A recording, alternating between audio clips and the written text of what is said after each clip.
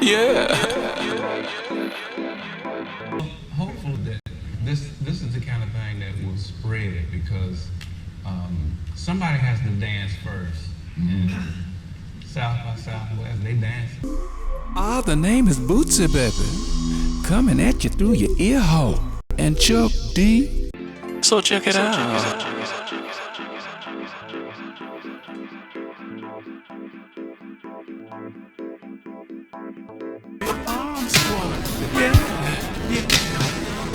Yeah, zero. Something to lock into that meant something. Back in the day, and I don't mean that far back in the day, it even could be even back in the day like yesterday. Yeah. The whole key is when an audience comes in, they gotta be awestruck, A-W-E. Like audience, A-W, I spell it with an A-W. Yeah. They gotta leave shaking their head like, I can't do, Exactly. I came in, paid my money, yeah, I'm satisfied. I can't do that shit. Synonymously in rap music, the same word over and over. The hook is coming 12 times instead of into the actual lyric with that's the groove. And that's is limited, and rapping is about fucking vocabulary. Exactly. But I mean, the R factor now is just so watered down, but they don't even know. Artist from Wichita, Kansas, and your local radio station is playing 100% of the playlist of people that ain't never gonna come to Wichita. Right. What good is that? I could expect the art to support the community when the community can't support its art. We're going in the Rock and Roll Hall of Fame next month. Yeah. And you've been All I can say is all y'all gotta do is just do what y'all do. You know, all y'all gotta do is just bring what y'all bring, cause y'all bring it. bring the You know, noise, right? just bring it. Bring it. So Bootsy, How you doing, Mr. Chuck? brothers gotta work it out. Hello, sir. I'm a huge fan of yours. I read your book when I was in high school. Oh, it's a pleasure, man. I was at Bernie Worrell's show and I was like, is that Chuck in the background? Man, And yeah, I would saw a bit of you. I would love to actually run into. He's going to be back in town, but he's in the Houston. When is he gonna be? He has a Houston show tonight, but I think he's coming back Is it Saturday. tomorrow? The show in Houston's tonight, but he's coming back. Oh, Yeah, I he's got coming ready back. right now after this. oh, Back at the airport. Yeah, okay. I gotta be in Miami. On your pocket or in The festival? Oh yeah, I think actually this is a party down here, so I think that's Should it part be of on that this side? festival. That's a part of the festival Don't matter. Keith is with. Okay. I think he's part of that festival. Keith is DJing, and I'm actually going to be with him. In Miami, yeah. And I'm gonna grab a piece of tape real quick just to fix that. Okay. Just so it doesn't fall off during the video. Yes, What was yes. the lead in that? Probably don't know this nigga. Yeah. Yeah. So you've been hitting it, huh? Yeah. That's cool. Learned it from, of course, the best. Oh. How you doing, Miss Patty? I'm doing great. Now that I see you, I'm just terrific with Yeah. that. Thank you. The healthy family. Everybody's good. Are you And I got a year and 10 months daughter. you got She's the boss of time and space. Oh. She's my employer. Oh. She keeps you. She keeps cracking the whip. Cracking the It's whip. like, okay, you know, you've been out there a couple of days. Like, get back now. You had your weekend. Right. Had your fun, right? Had your Come on in. She don't even have a coherent language. Whenever they're ready. yet. Okay. You understand? You understand what she said? Yeah. Right. Oh, man. Ready? Okay. Yeah. That's good. So, that's good. You want to do those quick So we're gonna just like kick it and roll, man. They were like, oh man, you gotta talk about it. I said, no, we're gonna just sit there. Mr. Boots is gonna ask me questions. I'm gonna be asking you questions too. Cool. Let me get a picture. We're going to be listening. Yeah, but Chuck has to leave right after this, and we should do this, like the one with them, at least with them together really fast. All right, we're gonna take one quick picture outside, then we're gonna go And right. I was Since gonna you have to leave right afterwards, so we'll go. yeah, I got Oh, they doing what your daughter do to you. You know, they don't do anything I ain't. I know, they do that. Come back. We know you Get one more guy. listen that, but Get one more guy.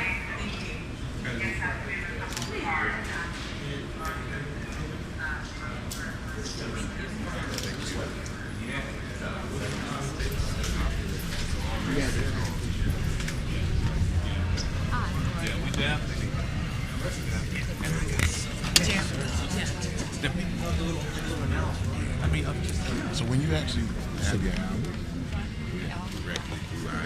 have some roped off. You became an aggregator.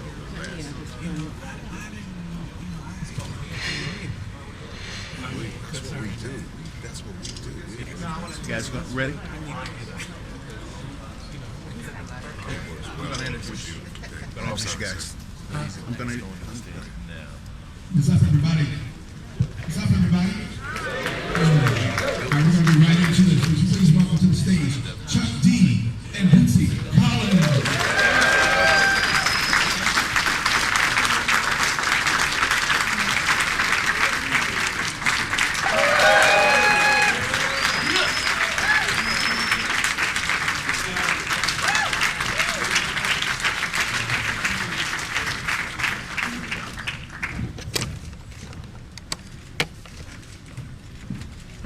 Close to you, Mr. Boots. All right.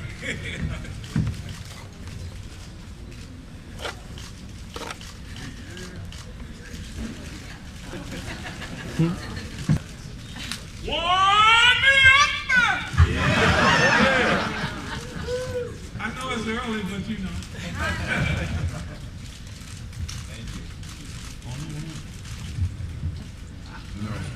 The seed of Flavor Flav fell off that hat and made him who he is. Off of what you gave. Well, y'all did it proud. You know, a lot of times, you know, the seed can drop. People don't pick up on it and do it justice. Y'all did it justice. I mean, seriously. It wasn't just the music. It was the message. The whole about what they feeling. You know, and today, you know, that's kind of almost like a lost art. But thank God that some of us are still around to kind of help bring that education to the next. That's the very important thing in all this is because being able to take mentorship from yourself, Uncle George, people like that, easily set the path, and that's the expected thing for us to say. But just to say that not only it was that, but we also learned, of course, the grooves, and they're always here, and they're going to be here. And we learned so much of the grooves even before we even met you. And then meeting you, well, that was like icing on a 3-layer cake. It was like, okay, and then taking us under your wing, saying this is what happened, getting the stories, the good, the bad, the ugly, it makes it all worthwhile. And I mean, you know, it's like where we came from. I always tied into, they say, what is funk? For me, funk is making something out of nothing. I mean, it's very evident what y'all did. You know, y'all took, you know, something and just made something out of it. I mean, those 45s laying around the house with those riffs that we figured out. Yeah. Bootsy was actually on before Bootsy became Bootsy, right. Bootsy for us. Yeah. You know, around the crib, but 45, I got a story when we actually used a sample of the grunt. House. I was like, okay, let me hang out. I went over our house about 9 o'clock. Was in the basement at night, which means that, you know, try to keep it quiet in the basement. You know, we watch kind of like irrelevant programs on TV, like Bonanza, but you ain't really watching none of it anyway. So 9 turns to 10 and 10 turns to 11. And I'm at homegirl's crib or whatever, and, you know, all of a sudden energies start changing. Parents is upstairs. 11 turns to 12. I'm getting closer and closer. 12 turns kind of into 1, and then we go home. Look, and I see, Pastor P's in the grunt. Wow. So she comes back and said, well, I think you got to go home. All right. But can I take this record with me? So although I lost physically, I won a real. Yeah. You know, sampling that record became my first #1 hit. That's pretty good. So that was like, you know. Oh man, you know, that kind of reminds me of, which one you want? You want this fine chick, you know, or do you want the beard? He said, I want the beard. That's one of those. You know, I mean, you know, also like coming to the crib, you inviting us and just get out. Yeah. And that was a beautiful thing, just being able to say, well, how was it, you know, in Cincinnati and King Record did? and they got the like record, master, and shit. Everything in that one place, and it's a shame, man, that all this stuff happened right here in America, and how we do not embrace and share that with the young. You know, it's a lost art form that we talk about. You know, all us being like not covered up, it's just not being exposed, and we kind of just throw all that stuff away. You know, Sports, ESPN, normal for everybody to be detailed about the game outside the game. I mean, the game only an hour, right. But ESPN is 23-hour game. But today, if you ask people like back in the day, people used to name every single musician in a group. Right. Now today, especially when it comes down to black, they can't name the group. Yeah. Like we have to name every single key musician because the game of music was beyond the song. Exactly. And I think something like that could come back. I think at South by Southwest, the beauty about the panels is that the panels are so informative. The ugliness is that you can't attend every single one of them. Exactly. And you know, like go to, you can't split this in three. Like, this is it, you know? Yeah. Well, hopefully that this is the kind of thing that will spread because somebody has to dance first. And South by Southwest, they dancing. They've been dancing, you know. So, you know, hopefully we can, you know, keep pushing this so that the rest of the but that's what the funk is all about. You know, it's like coming into the back door and pushing it out front and say, see what y'all, you know, because they don't even know. I do have I have a bunch of place and change music overnight. I believe that the air movements where the communities is control of the local signals, so the local signals support local artists, at least 40% of their playlists, no matter what music it is. It should be, you know, R&B. How about the R&B artists in that city? How about the country artists in that city? How about the rock artists in that city? Or that vicinity, or at least the 100-mile radius, because if you got all these towers, and Clear Channel to me is poison. Yeah, poison. And they're right up the road in San Antonio, so somebody should be able to occupy the airwaves by standing and protesting, if you're an artist.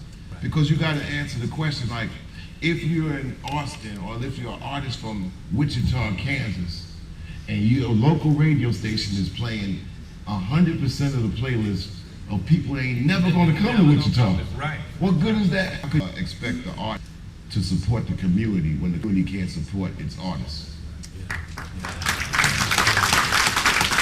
But y'all had King Records in Cincinnati. Yeah. And it was here, even in those days, a King record all over the radio in that area. Well, see, the amazing thing for me was not just recording the records with James Brown, but that was obviously the big deal. Right. But like, you know, we get to record the record, then we go, you know, we get to see actual artwork being done. This is like right after we got finished with doing the session. All of the process, never knowing that how deep that was. We just thought, you know, that's just a normal time, you know. Right. It's like a normal, we never knew that was gonna be like historical, what was happening, or even obsolete, you know, as far as this is the way things are done. Yeah. I mean, we would see the whole process right there. And then all the way down, we would actually go out on the dock where the foreman was at. I mean, putting the boxes in the truck, you know. Yeah, and we, from the studio all the way to the dock, you know, we would watch. And most musicians, artists, really wasn't interested in that part of it. They were more interested in the studio and hearing it on the radio. Of course, we was way into that. But to see this other part of it that we never expected to see, or that we never even was interested in, you know, to see that actual artwork being laid out and to have them embrace you and say, look, check this out, you know, and it's like, man, and then to actually show you how they press the record, put the needles on and press the records, mastering. Oh man, it was incredible. I mean, every time we recorded with James, we had to see the process. Wow. That was a whole part of it, you know. That was university. Yeah, it wasn't just, you know, recording the music then it was the whole process. You guys all recorded in the same room. Do you feel that there's been like What do you feel about today over the last 5 to 10 years of just not being in the same space? I know virtual space is its own type of thing, but being in the same space as y'all cutting with Mr. Brown, and then it going from one process to another, but at least y'all feeling each other out. Yeah. Was it one of those situations where you knew that you playing with somebody, but you don't want to get outdone by somebody, but you also want to stay in lock but not get outdone? Yeah. It's kind of like what do you call a positive, being positive, constructive. Like, it's kind of like being in a room with somebody you go to, and you want to make sure you making this mug feel good, feel you, while that mug is doing the same thing. He wants that you feel him, and when you do that, it's this creativity that just sparks, so like vibing, vibing hard. It's like you and the chick in the back of the Chevy where the vibes get heavy. It's like you just imagine, wow, I wonder what it would be playing with James Brown. Did you have any times where you honest discussions after a day session and be honest with each other, like, dude, you didn't bring it. Was it any of those things? Or you didn't cut that shit right, but I'm gonna keep it low and you fight. You know what? We didn't get it to that part. We always knew that you had to. You knew when you was messing up. You knew, because we wasn't, we were so into it being on the one, especially after the training of James Brown.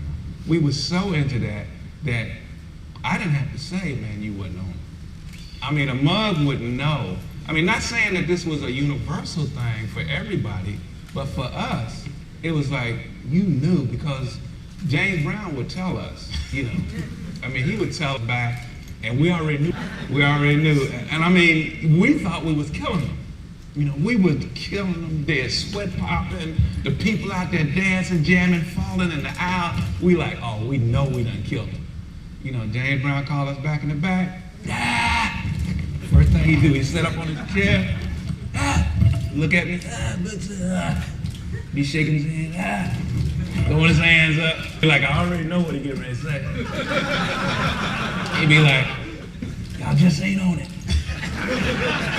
Y'all ain't got it, son. Son, you ain't got it.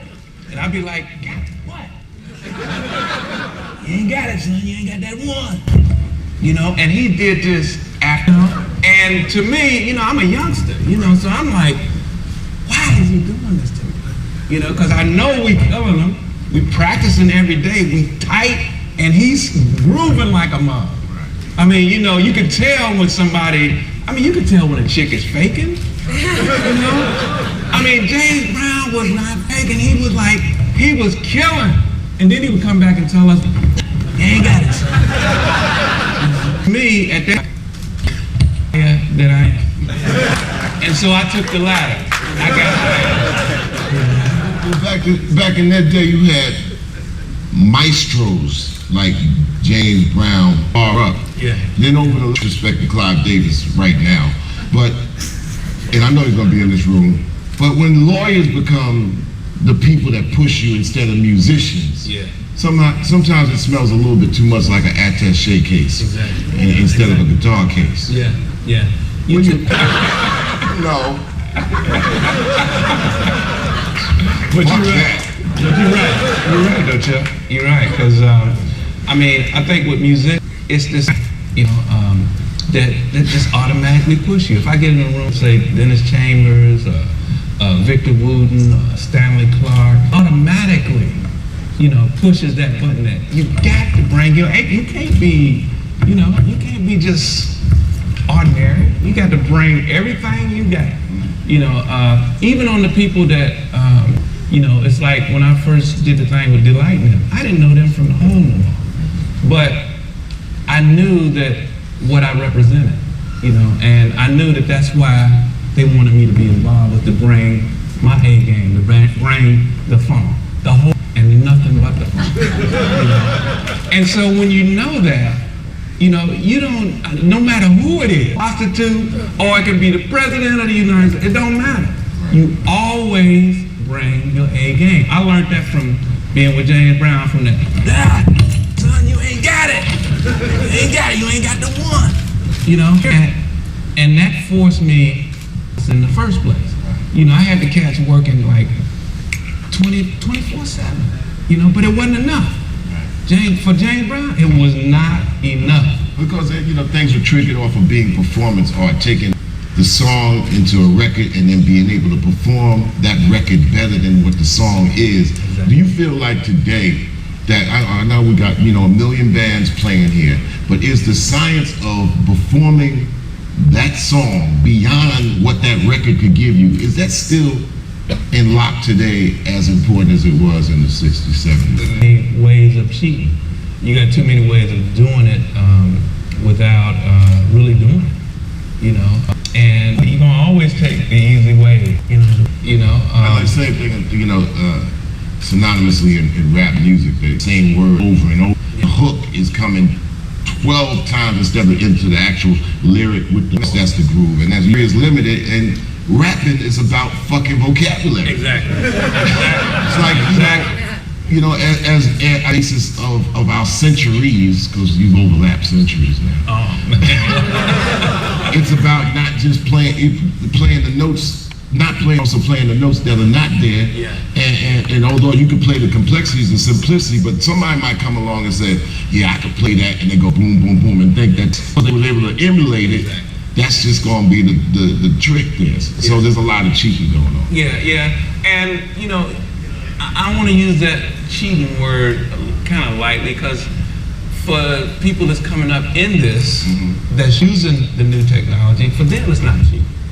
For them and so. But here's another counterpoint, just a small one. Back in the day, and I don't mean that far back in the day, it could be even back in the day like yesterday. Yeah. The whole key is when an audience comes in, they got to be awestruck, A-W-E. Like audience, A-W, I spell it with an A-W. Yeah. They got to leave shaking their head like, I can't do station. Exactly. I came in, paid my money, yeah, I'm satisfied. I can't do that shit. Yeah. And I'm totally like blown. Yeah. Do you think there's mind-blowing situations there? Because people always say, nowadays, oh man, video games are just mind-blowing, and these are things that, so people ain't so much mind-blown by music, because what else can you do? And I just don't believe that. I think it's you raise a big point, especially I was watching this show. It is a box show, and I ain't gonna call on that.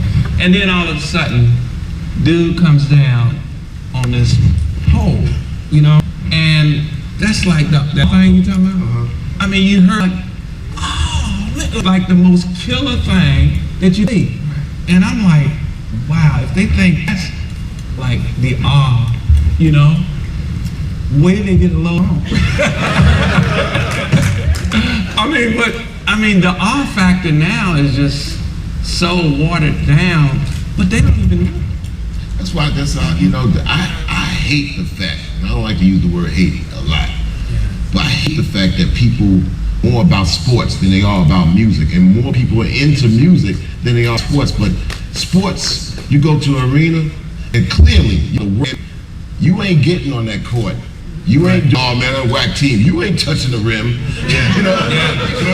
But you come out and you're saying, you know what, I ain't getting near that court. The closer I get to the court, I spend more money, and I'm never getting on the court. You actually got people out there that actually they see. Right. And you got to prove, like, oh, motherfucker, you ain't never, like this microphone, I'll give it to you, and I'll take it back. And I came in a time where you only got the microphone if you have a strong enough voice. Yeah. Because I'd be like, 1, 2, 1, 2, and the next person goes, 1, 2, 1, 2. It's like, must be.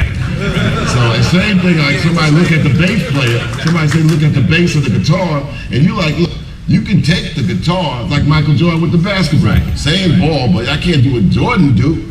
Not even close. Same thing. Nobody can, like, they can buy it, they can get the hat, the glasses.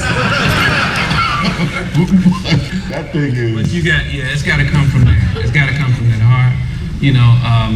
And you know, like in the beginning, it's like funk is taking, taking nothing and making something out of it, you know. And that's what we have done for centuries. That's what we do, you know. And so falling short now because, you know, I think it's because of the training that everybody's given us now. First, we had faith in ourselves and the people around us in our community. Right. Now, you know, we got faith in what they tell us, you know, and what we see, you know, but we have lost that part of going through the cotton field and really actually picking that cotton and having faith that we're gonna make it through this day and singing while you're doing it. Because we're not supposed to be singing while you out working like that. You ain't supposed to be singing. You know, you're supposed to be crying, you're supposed to be, why are they singing? You know? And that we really wanna miss right now. We as young people do not wanna go through that. But that was one of the, we were together. And we came out of that standing. You know, and now we done bought into the fact that, you know, everybody wants to be a superstar without the work. Why you think it's a difficulty? Black groups, as opposed, you know, there's the disappearance of black groups. Operators within a group and the members, and you know, a band can't be an individual because you got people to kind of play together. In hip hop, tragedy in it, although they say it's the world's music, it's like we can't name 10 groups. I have a group that's existed for 26 years. Just keeping black people in the room together, right. Keeping your family together is like something that you need God's help. In the music business, groups, you know, I mean, Fleetwood Mac is getting ready to do their 45 city arena tour, and you know, even if they split, they come back together, and people that, but groups is what seem to disappear off the black music scape.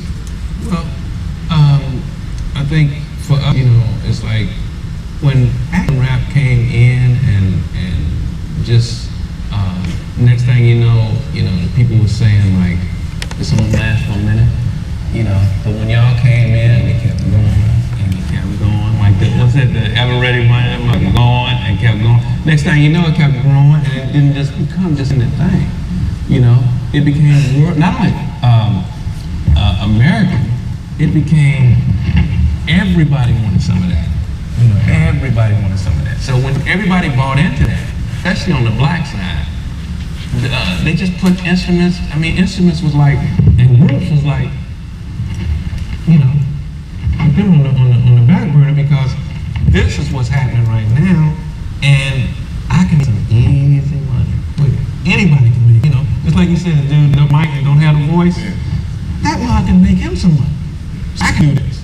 So I think everybody kind of started taking, on the black side, everybody started taking that approach.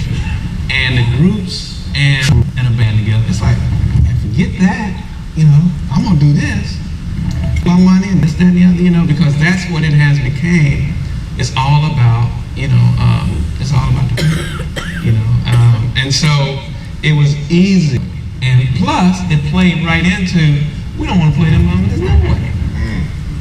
You know, I mean, they getting their own selves out of the way. So it worked in their favor, you know. Not really in ours, but in a way it did, but in a way, in our best interest, it didn't. So that's what we're going through now, and that's why you and I are still here. We are to bring that back to the forefront and let people see the real deal and not the dildo.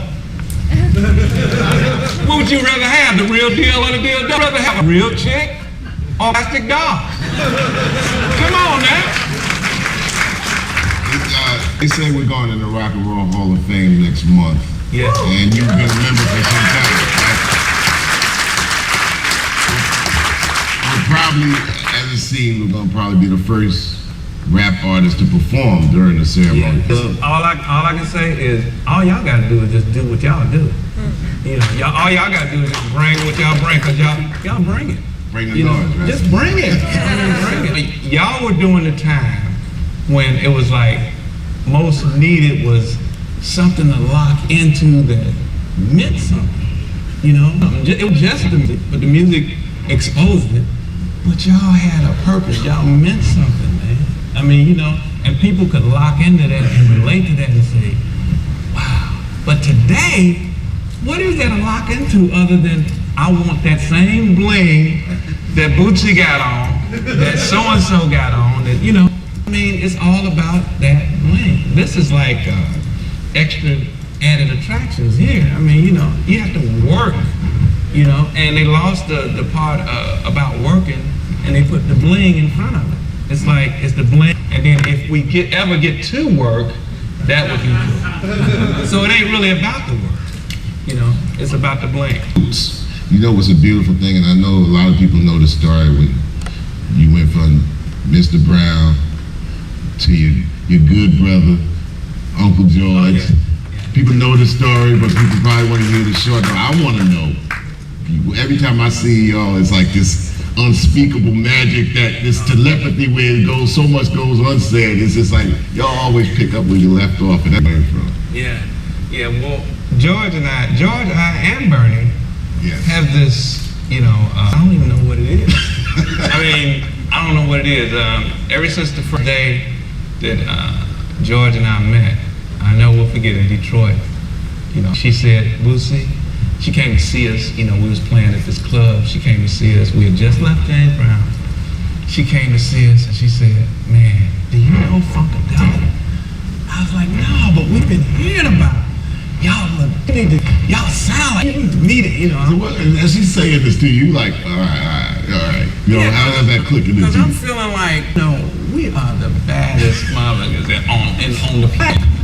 Oh, I mean, you know, so, you know, and she telling me I need to meet this and that and the other. I'm like, okay, yeah, cool. But at that time, it was like, you know, we were in search of getting our band to the front of the stage, because we had got tired of just playing behind singers. That's what we were doing, and Billy from the Spinners had called. Okay. And yeah, and he wanted a backup band. Felipe Wynn was our lead singer. So, you know, we had the lead singer. To Detroit, you know, on their, you know, their dime. They brought us up there, but when we got there, you know, it was like, you know, when we started playing this club and all these young people, you know, and it reassured us that, man, y'all need to be doing y'all's own thing, you know, and, you know, forget the Spinners, you know. So I'm like, okay, so what we should do is probably let Phil go with the Spinners, you know, and I'm gonna go meet George. You know, y'all was making like baseball trades back then. It's like and you know, we didn't know what we was doing. I mean, it wasn't like, you know, I had a written script.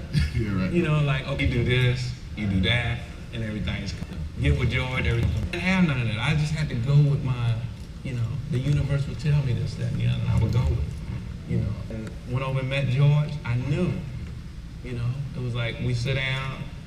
Walked in the house. First of all, it was like Adam family. It was like, you knock on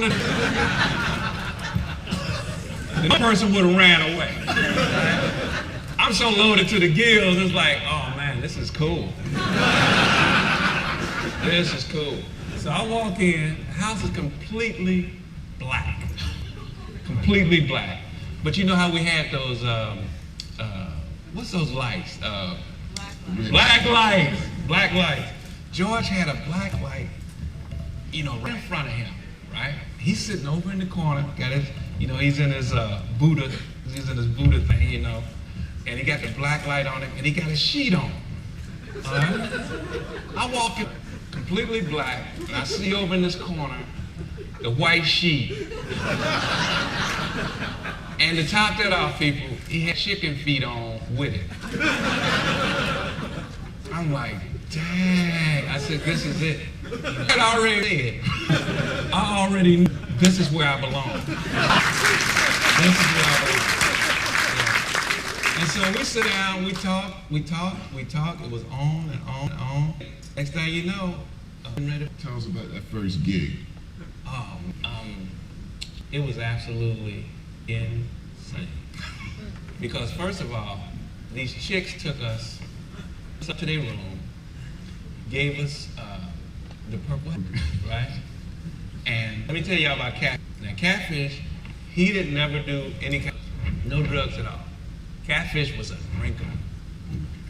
he was a drinker, you know. He was a cool drinker, though. When you seen him on stage, he would be loaded to gills. Even when James, they knew that he was loaded to gills with me. Your brother didn't talk a lot? Oh, he talked a heck of a lot. He talked more than I did, you know. But he was so cool with it, you know, and he never missed a beat. He's always, always, so you would never know.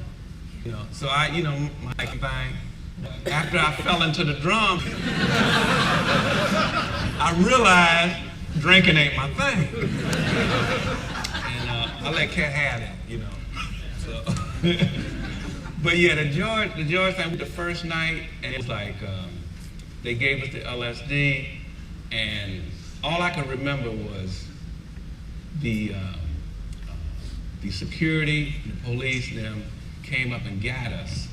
You know, we banging, we like a mother. And they said, do y'all know the people been gone for an hour and a half?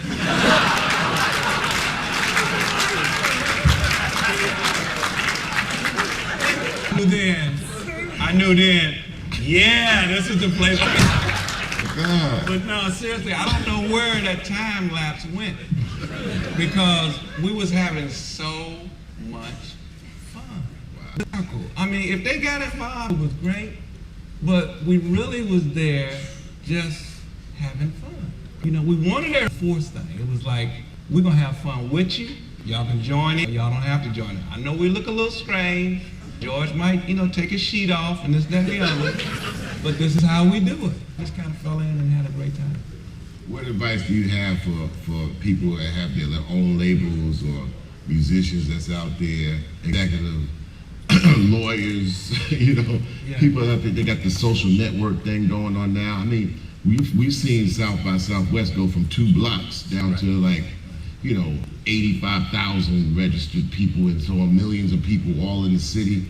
What advice, because we have a company called Spit Digital, so we kind of like tell artists to be their own label, so we became an aggregator. Yeah. But it's got so many people that come down here that want to figure out like what's in it for me? How do I get in there? Am I right or wrong?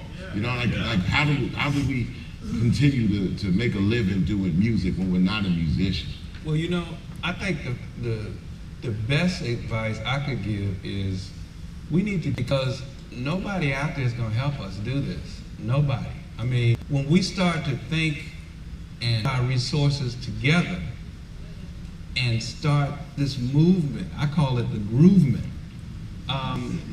You know, it's kind of like putting your resources together, because to spun off of something, and that's what I had been doing all my life, spunning off of, you know, being in this, being in the next thing you know, I got my own thing, you know.